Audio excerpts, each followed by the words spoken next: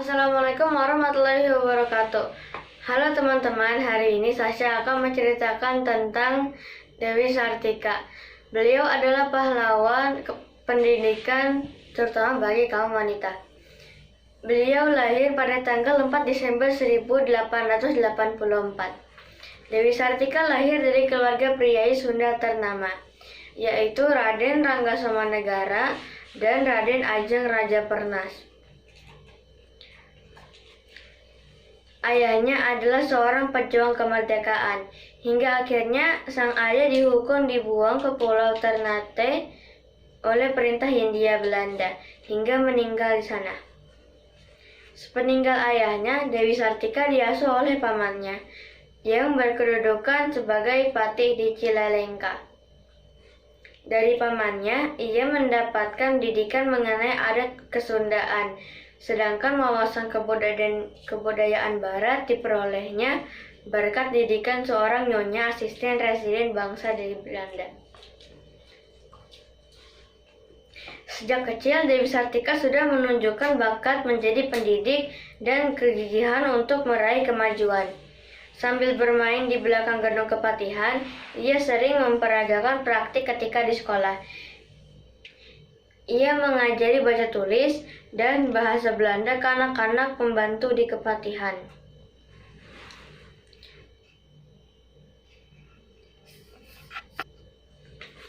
Hingga ketika itu, pada saat Dewi Sartika berusia 10 tahun, Cicalengka digemparkan oleh kemampuan baca tulis dan beberapa pepatah dalam bahasa Belanda yang ditunjukkan oleh anak-anak pembantu kepatihan.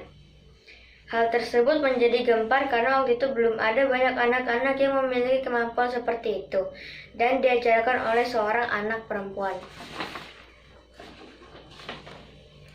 Dewi Sartika berpikir agar anak-anak perempuan di sekitarnya bisa memperoleh kesempatan menuntut ilmu pengetahuan.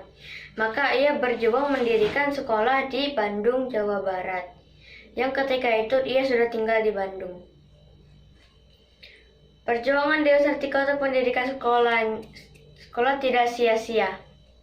Ia dibantu oleh kakeknya yang bernama Raden A.A. Martanegara dan Den Hammer yang menjabat sebagai inspektur kantor pengajaran ketika itu. Pada tanggal 16 Januari tahun 1904, ia berhasil mendirikan sebuah sekolah yang dinamai Sekolah Istri. Sekolah tersebut hanya memiliki 2 kelas, sehingga tidak cukup untuk menampung aktivitas sekolah. Maka, untuk ruang belajar, ia harus meminjam sebagian ruangan kepatihan Bandung. Awalnya murid di sekolah tersebut hanya 20 orang. Murid-murid yang hanya wanita itu diajarkan cara berhitung, belajar, menulis, menjahit, merenda, menyulam, dan pelajaran agama.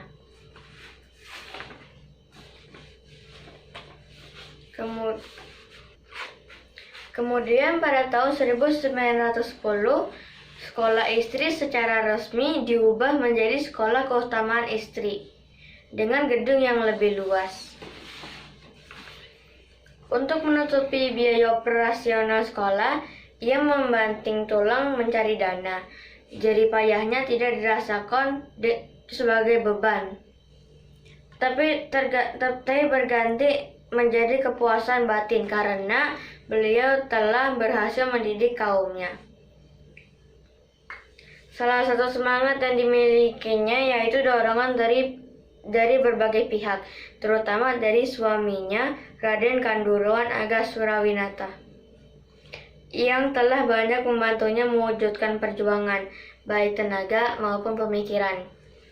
Pada tahun berikutnya, di beberapa wilayah Pasundan bermunculan beberapa sekolah istri yang dikelola oleh perempuan-perempuan Sunda yang memiliki cita-cita sama dengan Dewi Sartika.